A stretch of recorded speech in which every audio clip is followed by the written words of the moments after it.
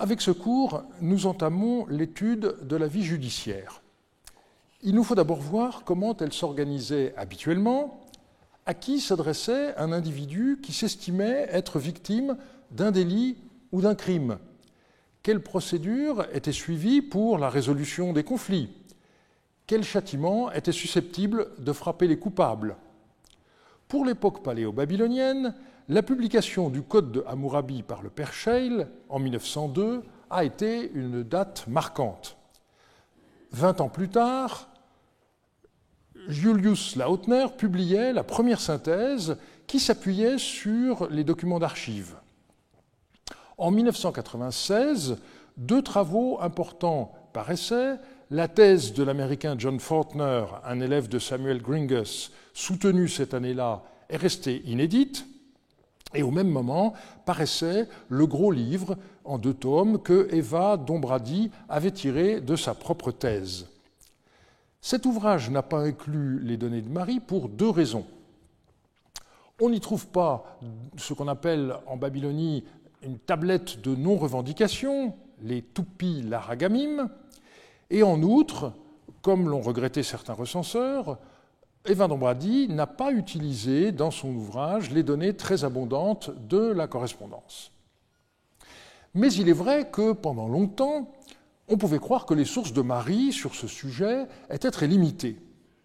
Dans ARM 8, en 1958, Georges Boyer intitulait son 10e et dernier chapitre « Documents judiciaires, litiges et procédures », mais celui-ci n'occupait que moins de 4 pages, et il observait, je le cite, « Les textes juridiques de Marie, qui intéressent la procédure et l'administration de la justice, sont peu nombreux et en fort mauvais état.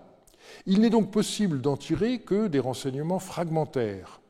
Autant qu'on peut en juger, ces indications ne présentent pas de différence fondamentale avec ce que nous savons des institutions judiciaires et procédurales de la première dynastie de Babylone. » La situation s'est améliorée de plusieurs façons. D'abord par des raccords de fragments qui ont permis de compléter certains des documents dont Boyer déplorait le mauvais état. Surtout par la publication de nombreuses lettres qui ont apporté d'importantes informations. On en a déjà vu lors des cours précédents, on va en voir encore aujourd'hui beaucoup. Et enfin, par l'élargissement à d'autres sites de la région, notamment Terka et Shubat-Enlil, nous l'avons déjà vu. Comme la semaine passée, la démarche se fera en 2 temps. Nous examinerons d'abord les acteurs de la vie judiciaire avant d'analyser les différents types de verdicts qu'ils rendaient. Vers qui un individu lésé se tournait-il pour obtenir justice? On pense bien entendu au roi, mais il était difficile de se présenter à lui quand on habitait loin de la capitale. On verra que les gouverneurs jouaient de ce fait un rôle non négligeable. Et pour finir, nous terminerons par le statut des juges proprement dit, assez rarement mentionné. Étaient-ils ou non des professionnels? C'est une des questions que nous aurons à examiner. Vous vous rappelez la prophétie d'Adou d'Alep que nous avons lue lors du premier cours. Le dieu de l'orage y adressait au roi de Marie cette demande: « Lorsqu'un homme lésé ou une femme lésée t'interpelleront, tiens-toi debout et rends-leur un jugement. C'est cela que je désire de toi. » Eh bien, il nous faut voir comment cela était concrètement possible. Nous n'avons, dans la correspondance retrouvée dans le palais de Marie, guère d'allusion à la justice rendue par le roi en son palais. Il en va de même pour les entrevues accordées à des ambassadeurs étrangers, et ça s'explique très bien. Le roi n'avait pas à être informé de ce qui se passait dans son propre palais, et donc il ne peut s'agir que de rappels au souverain de cas qu'il a tranchés par le passé. Un exemple nous en est fourni par un texte sous presse dans ARM 35. Le chef yéménite Yarimlim, à ne pas confondre avec son homonyme le roi d'Alep, y écrivit à Zemrilim: « Monseigneur m'a écrit au sujet d'Abi Rabi, or c'est Monseigneur qui a jugé le cas de cet homme. À présent, Monseigneur m'a écrit en ces termes, etc. » La suite est mal conservée, puisque la deuxième moitié de la tablette a disparu, mais le rappel initial est pour nous important.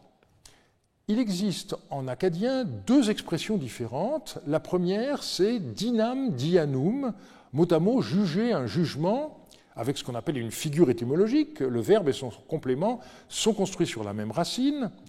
Alors on peut avoir l'impression que cette expression signifie qu'un verdict a été rendu. Mais nous le verrons, ça n'est pas vraiment le cas. Celui qui juge, en fait, indique la manière dont la procédure doit être conduite de façon à ce que le cas soit tranché. Il en va de même de l'expression qu'on trouve généralement au début des comptes rendus de procès, dinam shuruzum, littéralement faire prendre un procès, un jugement. Il s'agit de la clôture de la première étape de la procédure. Elle permet de confirmer l'existence d'un préjudice et conduit ensuite à l'examen des preuves et ou à la prestation d'un serment. Il arrivait que le roi rende la justice lors de ses déplacements. C'est ce que montre ARM 885, un texte que j'ai réédité avec un fragment supplémentaire en 1997. Il s'agit d'une affaire que le roi eut à trancher lorsqu'il se trouvait dans la région du Souroum, plus précisément dans l'île de Hanat, à environ 200 km en aval de Mari. Le texte commence par énumérer 5 noms propres et ajoute du clan de Birilanou. On a ensuite 37 noms propres. Pulsiyadou du clan Yaboussoum, 2 noms propres. Et le texte proprement dit commence. Pulsiyadou du clan Yaboussoum et ses frères ont revendiqué un champ du palais en ces termes : c'est notre champ.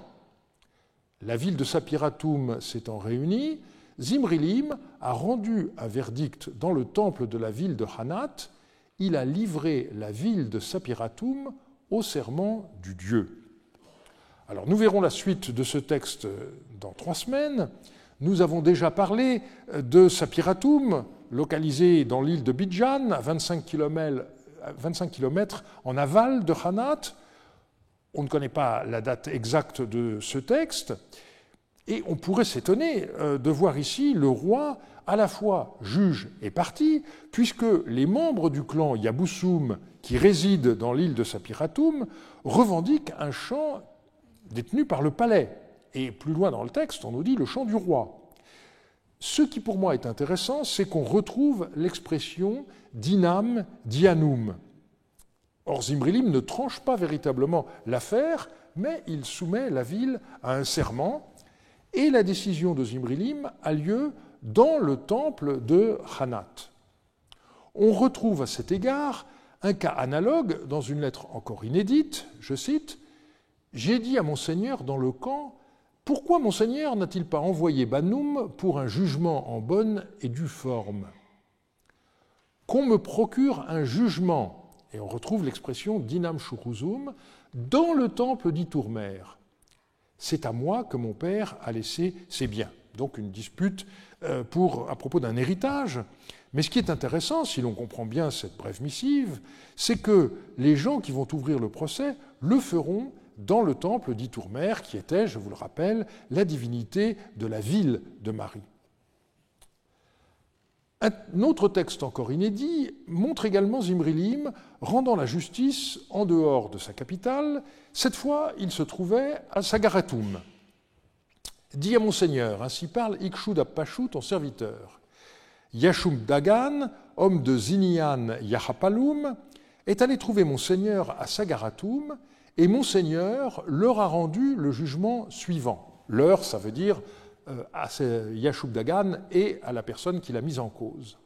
Donc, le jugement de Zimrilim, maire Sougagoum et anciens de la ville qui sont au courant doivent se tenir devant les dieux et prêter serment.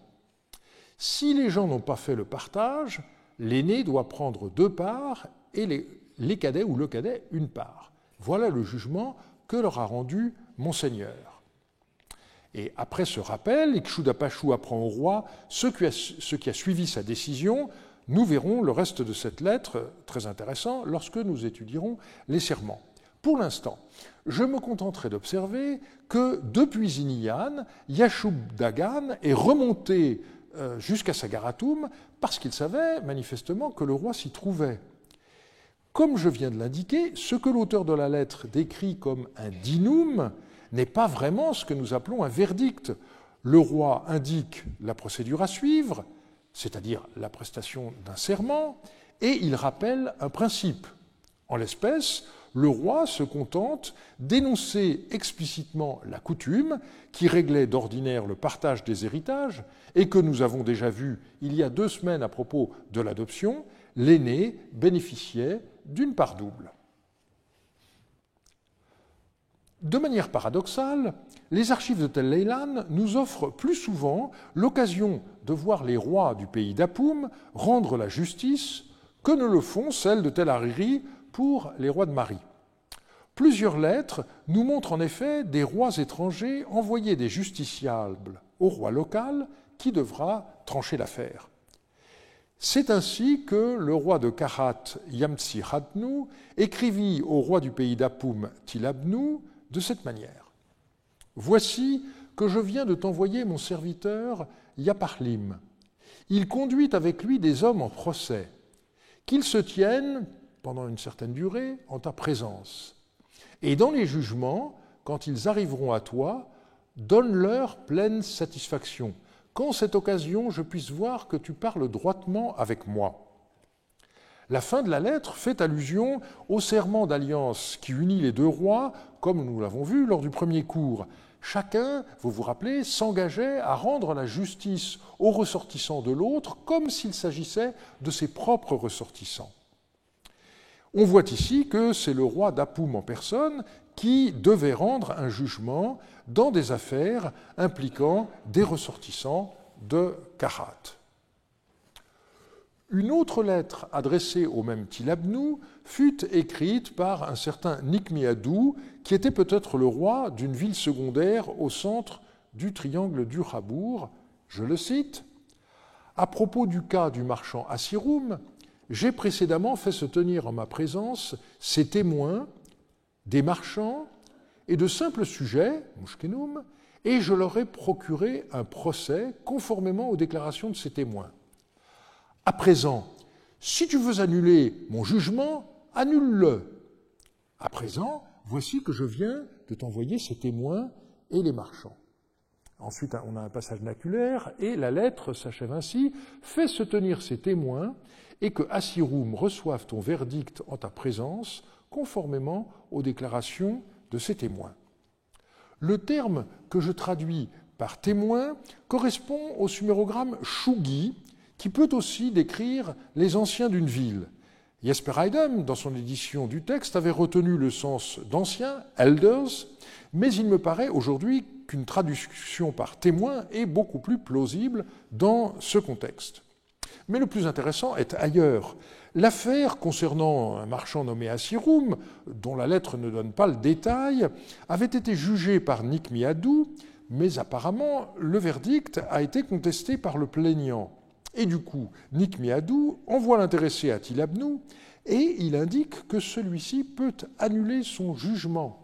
L'emploi du verbe poussoussoum, qui signifie effacer, annuler, n'est pas anodin, bien qu'il n'ait pas été commenté par Jesper Eidem, ni à ma connaissance par personne d'autre depuis la publication du texte en 2011. C'est en effet le mot qu'on trouve dans l'épilogue du Code de Hammurabi. Il y est question de quelqu'un, je cite, qui annulerait le jugement que j'ai rendu. Et dans le contexte de l'épilogue du Code d'Hammurabi, c'est quelque chose de négatif. Mais on voit bien que ici, ça ne l'est pas. Le mécanisme qui est décrit dans cette lettre est bien différent d'un appel au sens courant du terme, puisque ça n'est pas le justiciable qui fait appel, c'est en quelque sorte le juge de première instance qui transmet le dossier à un roi dont il reconnaît la supériorité et à qui il laisse les mains libres pour formuler un nouveau verdict. Il semble que dans certains cas, des individus aient joué entre plusieurs juridictions pour obtenir un jugement qui leur soit plus favorable. Certains ont joué ce jeu en raison de la pluralité de centres de pouvoir au sein du royaume de Haute-Mésopotamie, avec notamment Yasmaradou, le roi de Mari, et son père, le grand roi Samsiadou. C'est ce que semble indiquer cette lettre de Hammanoum adressée à Yasmaradou. Autre chose, des gens de Khurban sont venus ici. Ils m'ont, une petite lacune, par-devant les nombreuses divinités, j'ai offert un bélier à moi et j'ai érigé un monument commémoratif. Ayant connaissance du jugement de mon Seigneur, ils, c'est-à-dire les gens de Khurban, viennent de partir chez le grand roi et ils ont calomnié Laoum. Maintenant, si mon Seigneur le veut bien, qu'il envoie des ordres express pour que l'on ne méprise pas mon monument commémoratif que je leur ai érigé et que les gens de Khurban n'aillent pas à leur perte. Donc une lettre très elliptique, mais on a bien l'impression que les gens de Khurban, insatisfaits d'un jugement rendu par Yasmaradou, sont allés trouver Samsiadou, et on peut penser que le jugement de Yasmaradou, qui est en l'occurrence contesté, reposait sur le témoignage de Laoum qu'il s'agissait de discréditer.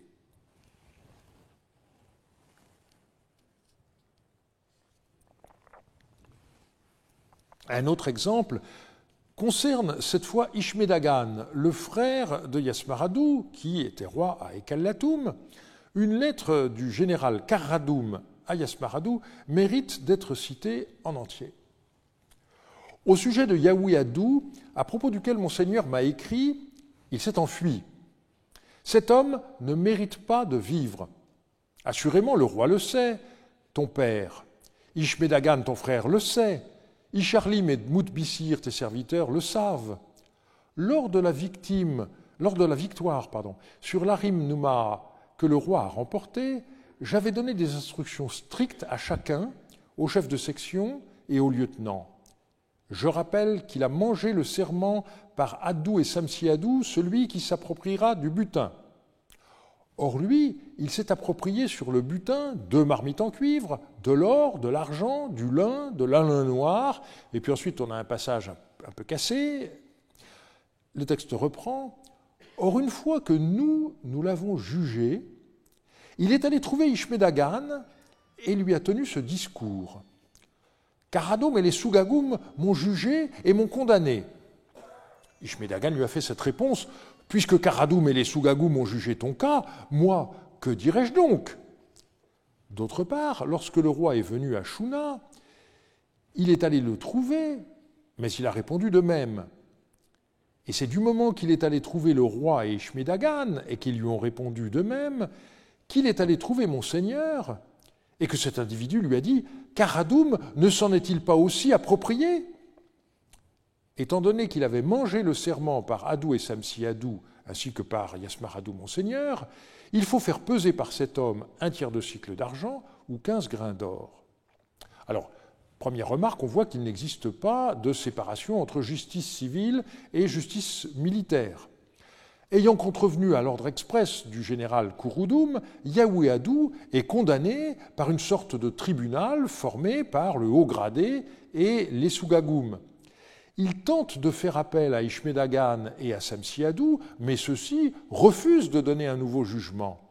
Yaouiadou tente sa chance une 3e fois auprès de Yasmaradou, mais cette fois en accusant le général de s'être lui aussi approprié du butin, malgré l'interdiction qu'il avait émise.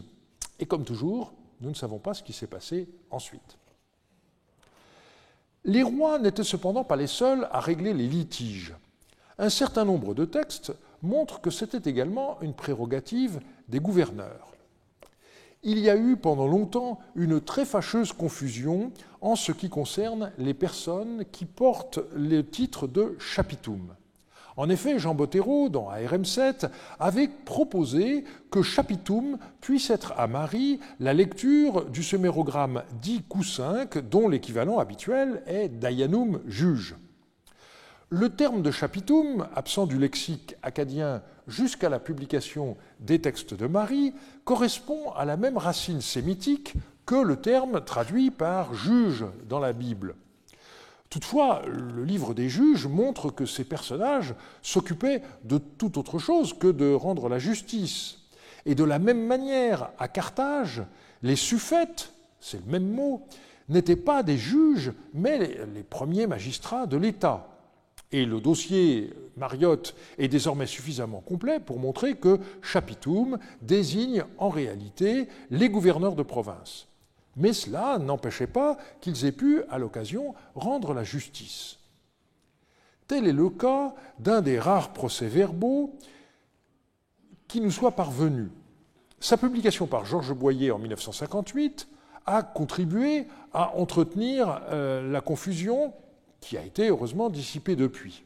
Je cite ce texte. « Sumuradu, le gouverneur chapitum, a procuré un procès à Dada, fils de Nir, et à Naramtum, la fille de Rahmaya. Ils se sont mis d'accord. Dada et Naramtum ont partagé sur la totalité de ce qui existe dans leur maison. Ils sont satisfaits. Ils ont juré que l'un ne réclamera pas contre l'autre. Celui qui contestera devra payer une mine d'argent du fait qu'ils ont juré par l'Assakoum de Yardunlim et Zimrilim. On voit que le gouverneur ouvre le procès, ce dont il rend compte par la formule d'Innam Shuruzum, que nous avons déjà commenté, mais ici, point de vainqueur ou de vaincu. Les parties se mettent d'accord. Et c'est cette conciliation que le document enregistre. Le texte ne précise pas à quel titre intervient ce partage entre Dada et Naramtum.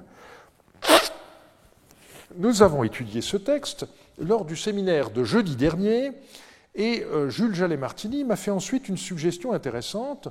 L'homme et la femme ont deux pères différents, mais ils pourraient avoir la même mère. Et ce serait après la mort de celle-ci qu'un conflit aurait surgi à propos du partage des biens qui appartenaient à cette femme et qui se trouvaient dans la maison familiale.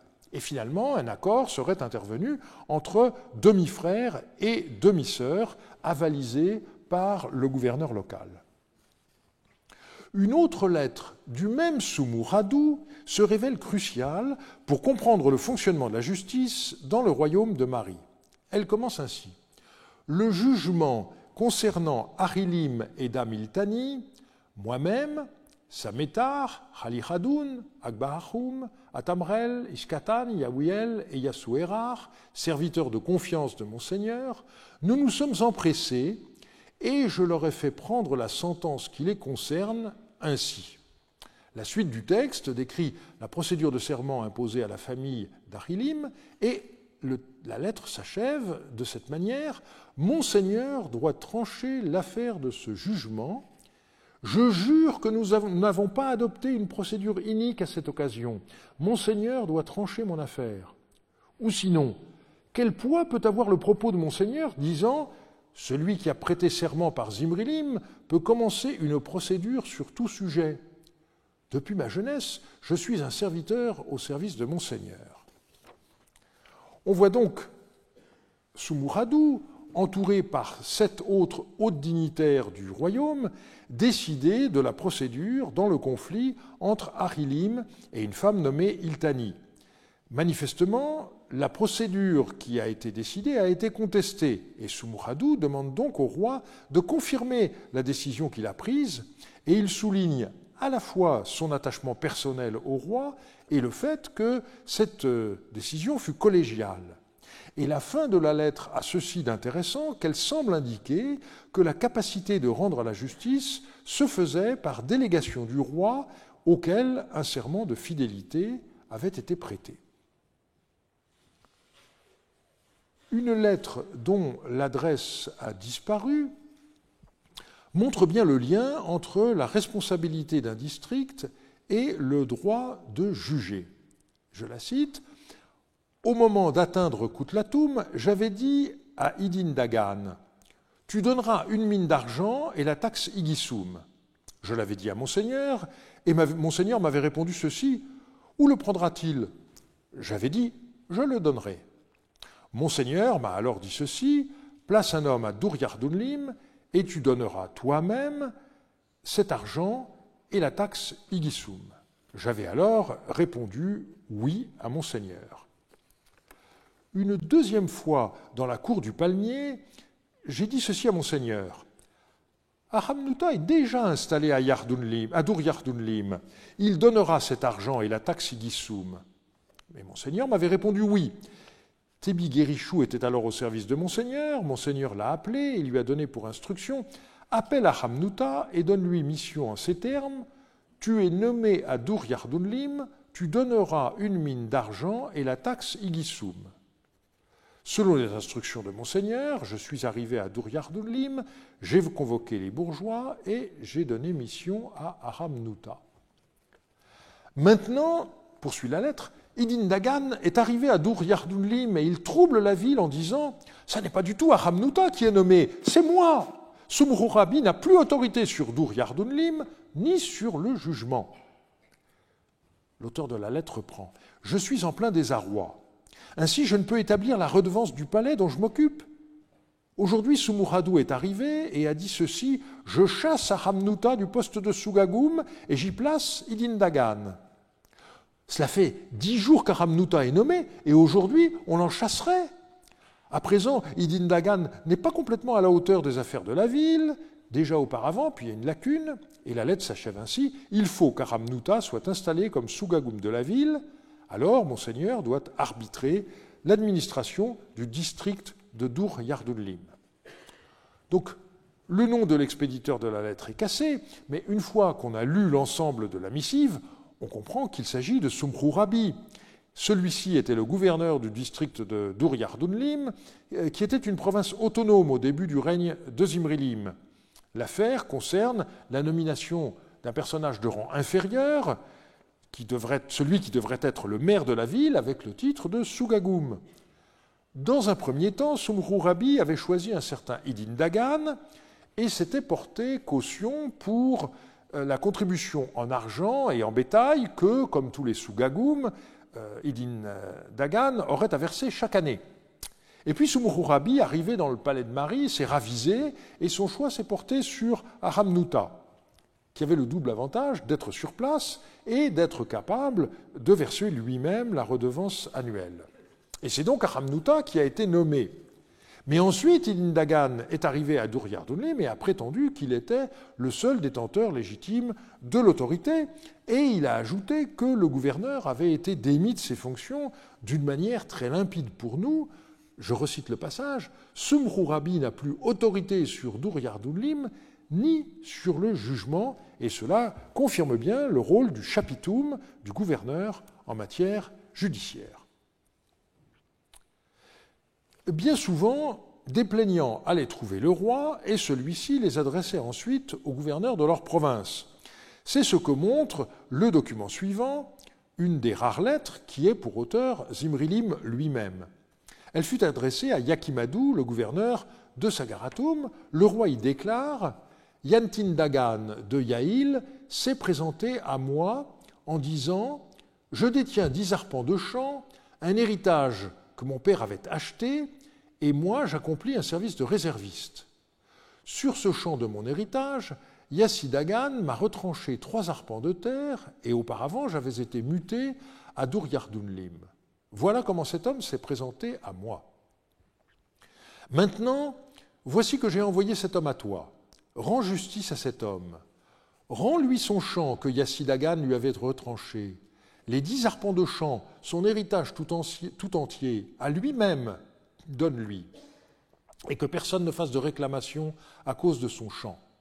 En outre, cet homme, assigne-le aux gardes personnelles, il devra faire le service parmi la garde personnelle. Une lettre de ce genre aurait tout à fait conforté Georges Boyer dans son jugement que j'ai cité tout à l'heure à propos de la ressemblance des textes de Marie avec ceux de la Babylonie. Cette lettre ressemble en effet énormément à celle que Sinidinam, le gouverneur de Larsa, reçut quelques années plus tard de Hammurabi de Babylone. Et vous noterez par ailleurs qu'on retrouve ici une distinction sur laquelle j'ai déjà attiré votre attention, la différence entre les terres en pleine propriété que l'on peut vendre et transmettre en héritage, et celles qui appartiennent au palais, dont on peut avoir la jouissance en échange d'un service rendu au roi, mais qu'on ne peut pas vendre. Et donc Yassi Dagan avait lésé Yantin Dagan puisqu'il a disposé d'un tiers de la surface du champ qui appartenait en propre à ce dernier. En sens inverse, il arrivait fréquemment que des gouverneurs envoient au roi des individus dans le cadre d'une enquête judiciaire. Par exemple, à l'époque de Yasmaradou, on voit ce texte, dit à Monseigneur Yasmaradou, ainsi parle Waternanum, à présent, je viens d'envoyer le jeune homme, juge son jugement. On relève que l'auteur de la lettre se permet d'écrire au roi de Marie à la deuxième personne, et la suite donne les termes du serment à prononcer, nous y reviendrons bientôt. Un autre exemple est donné par cette lettre de Yakimadou à Zimrilim. Yansib Dagan, qui fait partie des commandos d'intervention, se trouve dans mon district. Il est allé au pays d'Idamarats, y a volé 8 esclaves et 2 ânes, puis les a vendus. J'ai appris l'affaire par ouï-dire. On a convoqué Yansib Dagan et je l'ai réprimandé, lui disant « Pourquoi as-tu volé esclaves et ânes dans le pays d'Idamarats, gens avec qui mon seigneur a un pacte de non-agression ?» Il m'a répondu « Je n'ai pas commis de vol, il y a des gens qui vendent esclaves et ânes. » Zuratnim, serviteur de Monseigneur, lui a vivement répondu « Tu as vendu 4 esclaves à Napsia de Harouatoum, tu as vendu 2 ânes à moi-même et 4 esclaves, une fois à Outahoum, dans le district de Sagaratoum. » Yansib Dagan a dit « Fais-moi mener au roi, afin qu'en sa présence, j'établisse qui a volé les esclaves et les ânes. » Ça rappelle la chanson, hein, qui a volé. Voilà donc que je fais mener Yansib Dagan chez Monseigneur, afin que Monseigneur le réprimande, et qu'il, c'est-à-dire Yansib Dagan, dénonce les gens qui ont volé esclaves et ânes au pays d'Idamarats et en ont fait commerce. En effet, pour donner toute son efficacité à l'édit de Monseigneur, je me suis dit, il est à craindre qu'il ne fasse appel à des Bédouins, qu'il n'oublie l'obéissance due à Monseigneur, et que, si nous ne lui avons pas amené cet homme, il ne quitte tout soudain Sagaratoum. C'est dans cette crainte que je l'ai envoyé à Monseigneur, de sorte que Monseigneur puisse le réprimander. Alors vous voyez qu'il n'est pas ici question de procès ni de jugement. Yansib Dagan, mis en cause par Yakimadou, a nié être l'auteur du vol. Pour nous, il serait coupable de recel, mais Yakimadou demande simplement qu'il soit réprimandé.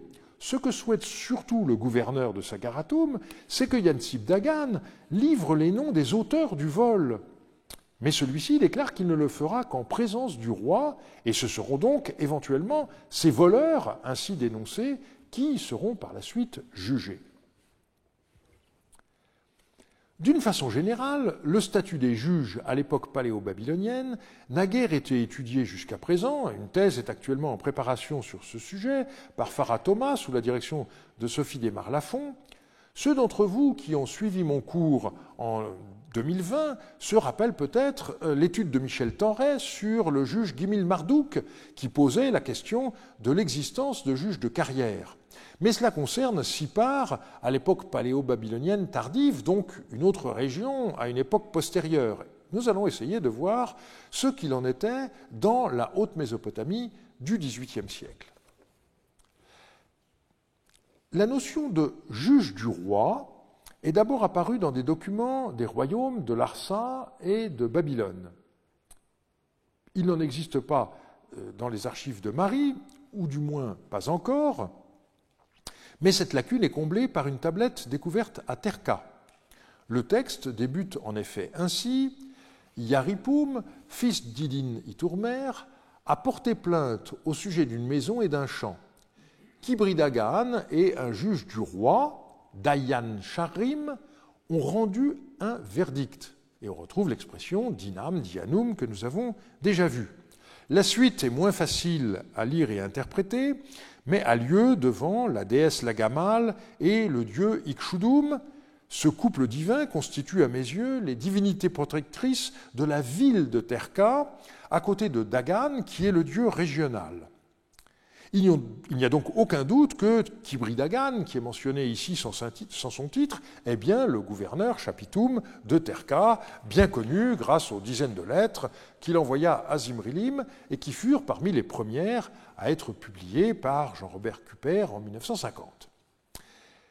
L'existence de juges du roi n'est pas attestée ailleurs dans le royaume de Marie, donc on ne sait pas s'il s'agit de juges de la capitale envoyés au cas par cas, mais le fait même qu'on puisse voir côte à côte un gouverneur Chapitum et un juge Dayanum montre bien que le Chapitum n'était pas essentiellement un juge.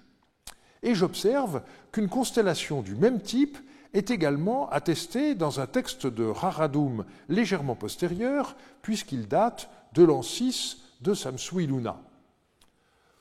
Puzratanu a intenté un procès à Shapi-Ilim.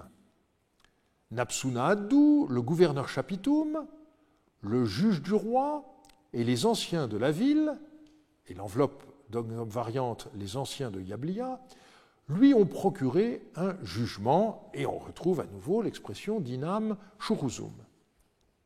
La présence dans ce texte du titre de Chapitum montre que la domination babylonienne consécutive à la conquête de la région du Sukhum par Hammurabi n'entraîna pas une babylonisation complète, puisqu'on conservait encore, en l'an 6 de Samsu-Iluna, la manière de désigner un gouverneur qui était celle d'Eshuna et de Mari, alors que les gouverneurs étaient à Babylone pourvus du titre de Shapirum.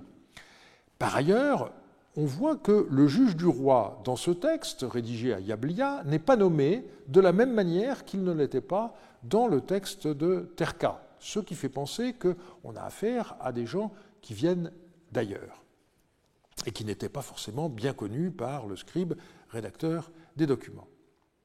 La distinction entre gouverneur et juge s'observe également dans une lettre de Hassidanum à Yasmaradou, je cite, « Atamrum, le balayeur, m'a-t-il apporté ma part? Est-il jamais venu au procès? Je l'ai jugé à 2 reprises, et en outre les juges l'ont jugé de même. Il tient mon jugement et celui des juges pour nul et non avenu. » Ce texte est assez énigmatique, il faut l'avouer, mais on voit qu'il y a un jugement, et même 2 par Hassidanum, et en plus un jugement par les juges. Du moins, voyons-nous ici clairement que les juges n'avaient pas l'exclusivité dans la tenue d'un procès. Il y a manifestement des cas où celui qui juge n'est ni un gouverneur ni un juge dayanum. C'est ainsi que Nanagalzu eut à juger les musiciens du service de Rishiya pour ne pas avoir respecté la préséance due à un supérieur. Avant le départ de Monseigneur, Nanagalzu est venu ici en disant « Le roi m'a envoyé au sujet de Gumul Dagan en ces termes « J'ai envoyé Gumul Dagan pour qu'il soit au devant des gens. Pourquoi ont-ils accepté avant lui la coupe ? Que les musiciens se rassemblent et jugent-les pour avoir accepté la coupe avant Gumul Dagan. Pourquoi ne l'auraient-ils pas accepté avant même que Monseigneur n'ait le temps de dire « Tiens la coupe ?» Nanagalzu est venu me trouver en disant « Le roi m'a envoyé ce message, juge les musiciens. » Qu'on examine donc l'affaire. Alors, comme Rishiya, auteur de la lettre, on pourrait trouver cette histoire d'étiquette un peu ridicule, mais ce qui est intéressant, c'est que le vocabulaire ici employé est le même que pour des délits avérés. On retrouve l'expression dinam, dianum. Alors que les textes de Mésopotamie centrale et méridionale ne montrent pas clairement l'existence de juges professionnels, une lettre de Rabduma Dagan à Zimrilim atteste l'existence d'un corps des juges. Et cette lettre récemment publiée nous oblige à remettre en question un certain nombre de choses. Askur El, le responsable du corps des juges, Mazastim Shah Dayani, est mort l'an dernier. Oriansib Dagan, le responsable du corps que nous avions nommé, vient lui-même de mourir. Et à présent, s'il plaît à Monseigneur, l'argent des juges ne doit pas faire défaut. Ensuite, on a une énumération de 7 personnages.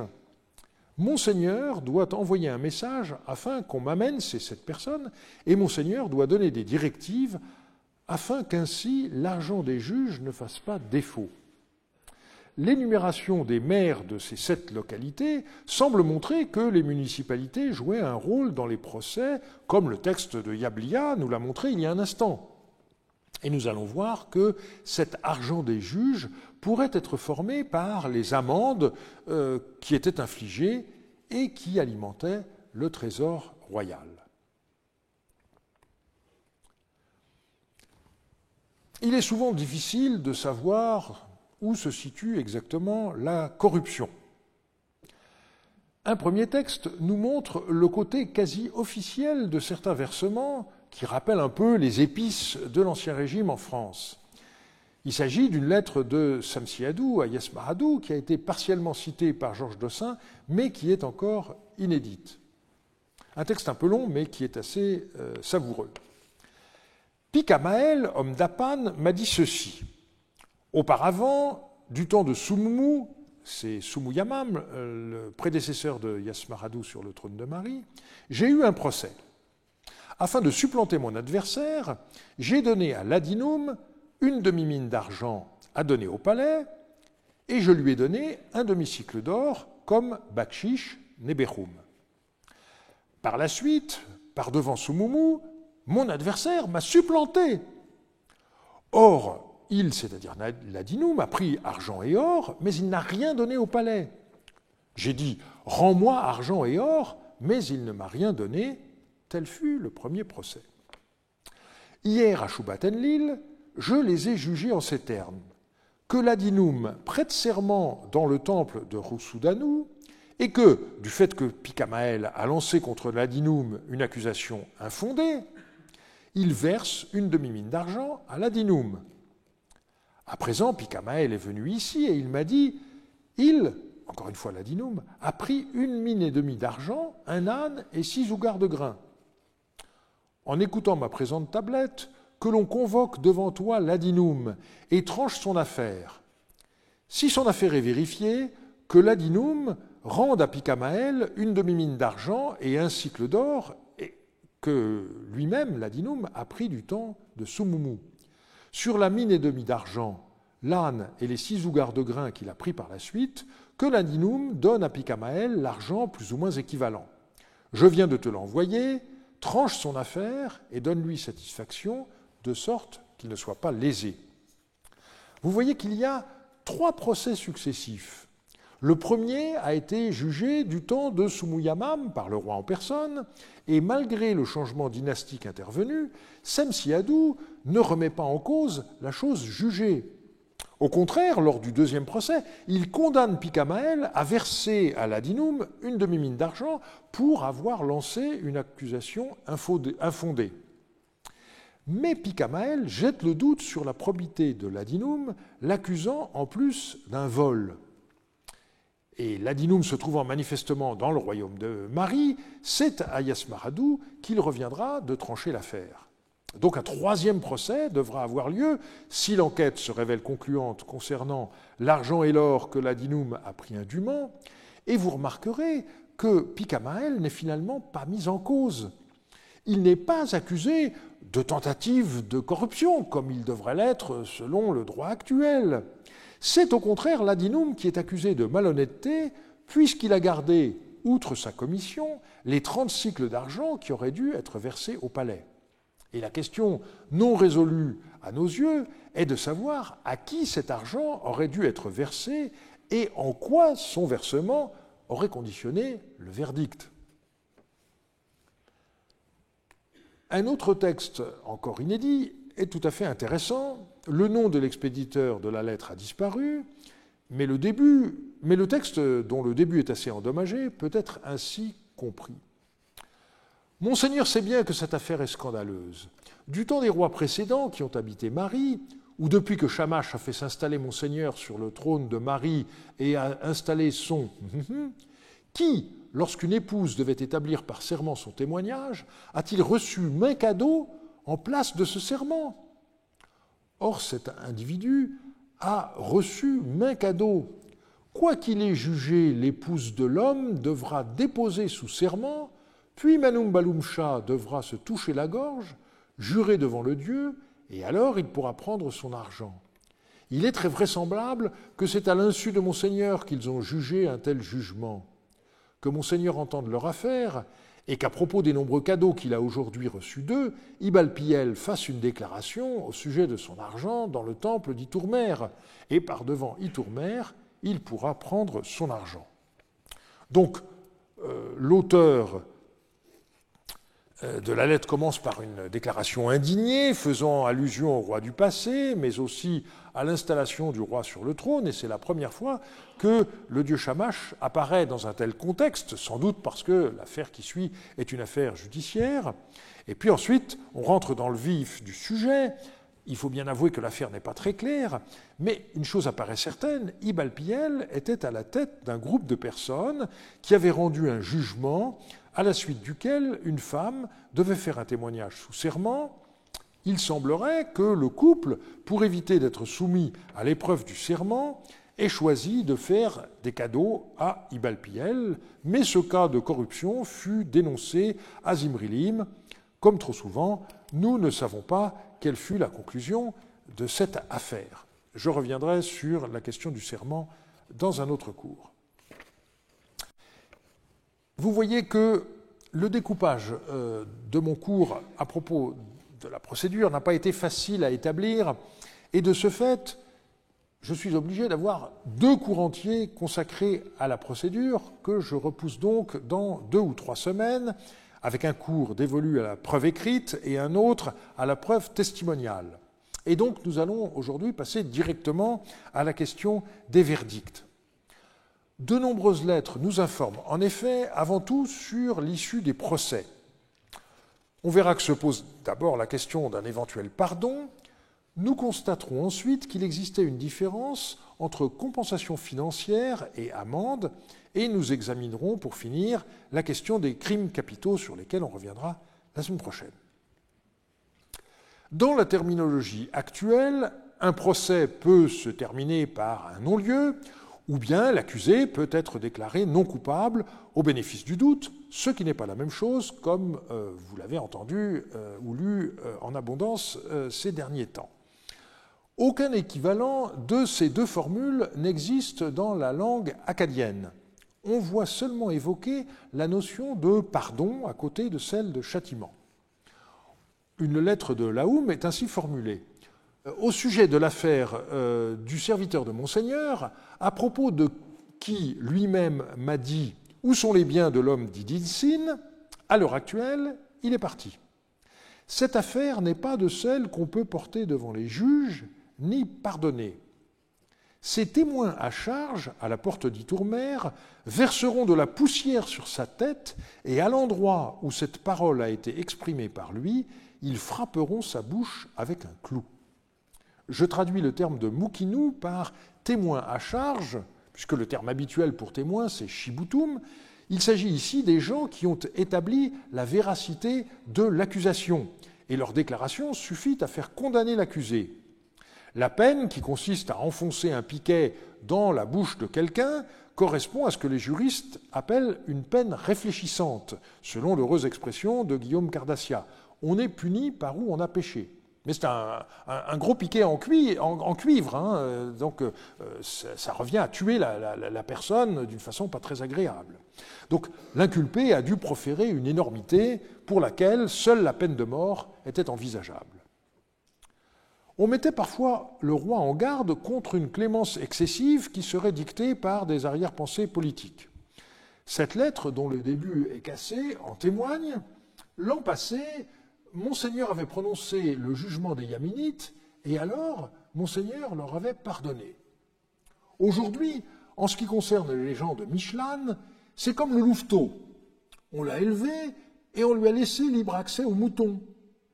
À l'heure actuelle, les mariottes sont en colère, disant « Renard, nous t'avons élevé, or tu mets à mal le pays. » Monseigneur doit réfléchir et alors ne pas être bienveillant envers les gens de Michelane, qui sont des Yaminites.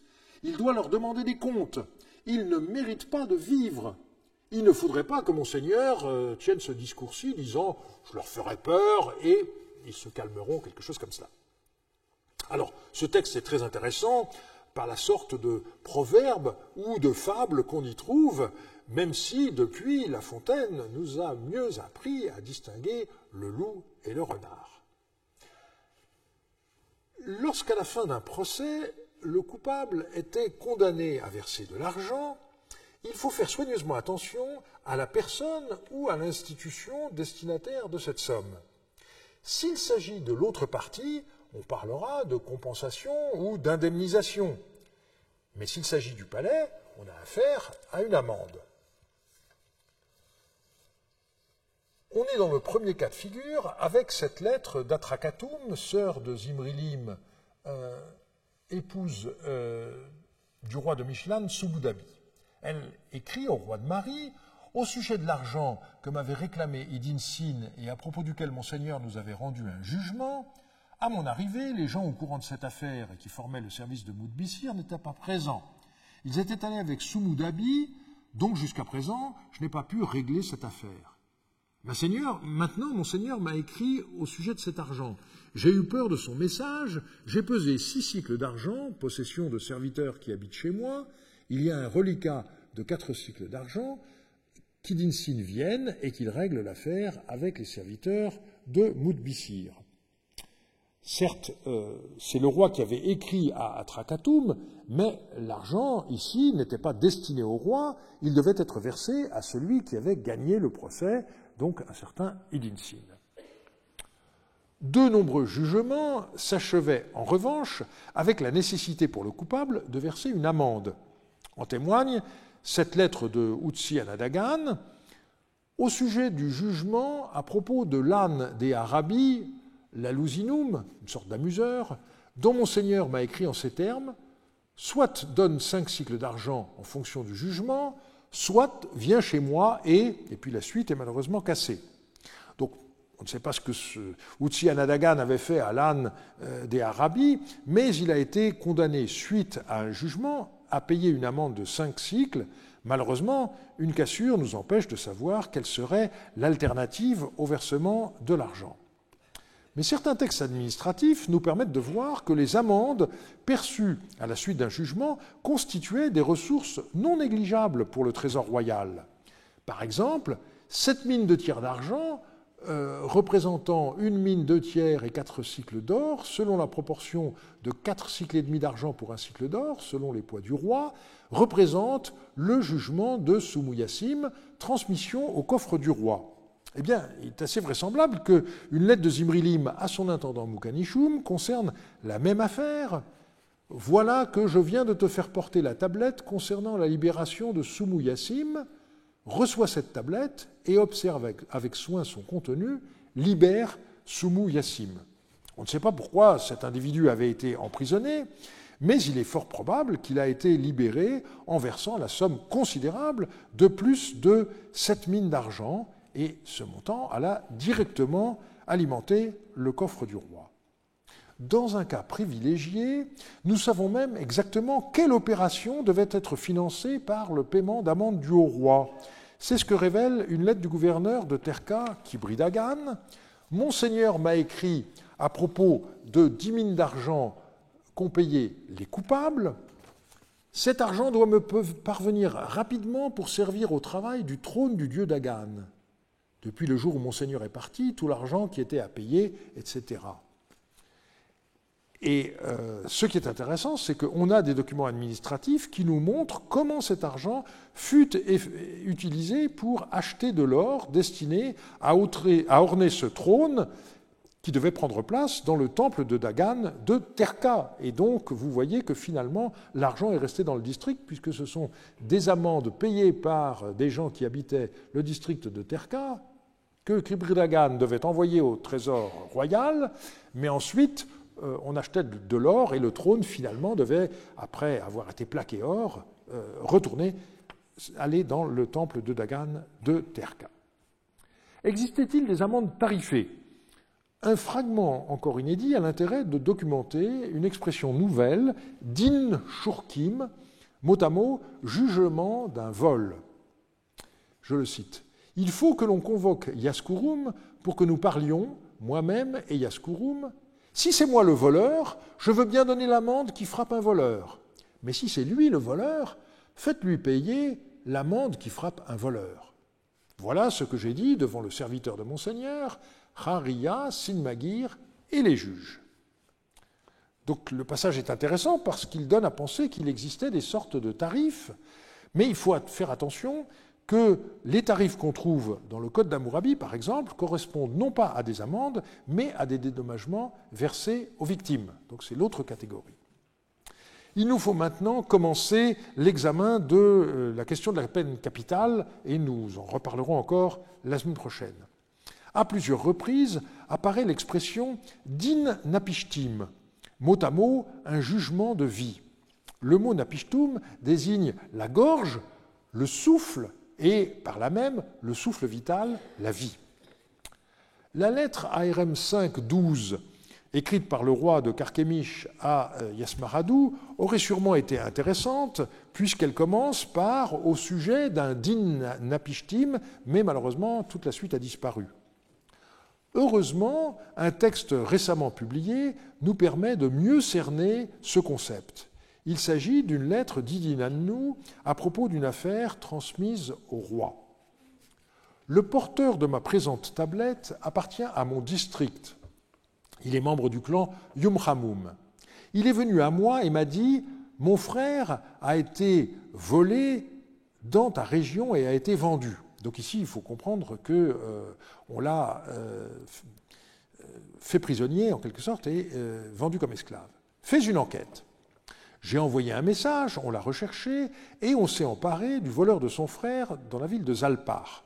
On me l'a conduit, je l'ai alors interrogé en ces termes. « Pourquoi as-tu vendu l'homme » Il a dit « Je l'ai vendu, fais ce qui te paraîtra bon. » J'ai dit « Ce qui me paraîtra bon ? Non, tu iras chez le roi. » Je lui ai mis des menottes et les livré à son adversaire, disant « Allons, mène-le chez le roi. » Mais son frère s'est levé, disant « Que mon frère n'aille pas chez le roi, j'accepte de donner de l'argent. » J'ai dit « De l'argent ? Être reçu alors qu'il s'agit d'un jugement capital ? De l'argent ?» Je l'ai ligoté et je l'ai remis à son adversaire. Maintenant, l'individu vient de s'enfuir. J'ai envoyé un message, on a réuni sa famille et j'en ai fait des garants. Alors, j'ai remis son frère à son adversaire et je viens de les expédier chez Monseigneur. Que Monseigneur fasse ce qui lui paraîtra bon. Si l'on ne fait pas peur à l'individu, les criminels seront nombreux dans la région. Donc, une notation finale qui est intéressante puisqu'elle montre une dimension politique de la justice dès cette époque. Le verdict dans ce procès doit être, comme on dit, exemplaire, c'est-à-dire avoir un effet dissuasif. Mais je voudrais surtout analyser le concept de din napishtim qui est ici mis en avant. Il ne s'agit pas, contrairement à ce qu'on pourrait croire sur le parallèle de din shurkim, de ce que nous appellerions un crime de sang. Aucun meurtre n'a été commis. Mais il s'agit d'une affaire dans laquelle la vie du coupable est en jeu. Pour avoir vendu quelqu'un comme esclave à l'étranger, eh bien, on peut être soumis à la peine de mort. Et cette conclusion est confirmée par une lettre de Yawi-Ila. Il est question du roi de Nihria Bounou-Mahadou. Yawi-Ila se vit demander si Bounou-Mahadou était jugé pour un din napishtim et que sa vie était mise à son terme, autrement dit qu'il était exécuté, resterais-tu en bon terme avec Zimrilim ? Donc il s'agit ici d'un jugement dans lequel l'accusé risque la peine de mort s'il est rendu coupable. Et on trouve un dernier exemple dans une lettre du roi de Shudurum. Autre chose, au sujet des morts, que sont-ils ? Est-ce déjà peu de choses les nôtres ? Un mort était un ressortissant de la ville de Ratsum. Au cours du procès, les gens de Ratsum m'ont pris à partie. Alors moi, je leur ai répondu, ce procès est un procès capital. Je vais exposer mon cas devant Monseigneur. Et donc, mise en cause dans la mort d'un habitant de Ratsum, Hamoud Paël risquait la peine de mort et il demanda donc l'arbitrage du roi de Mari.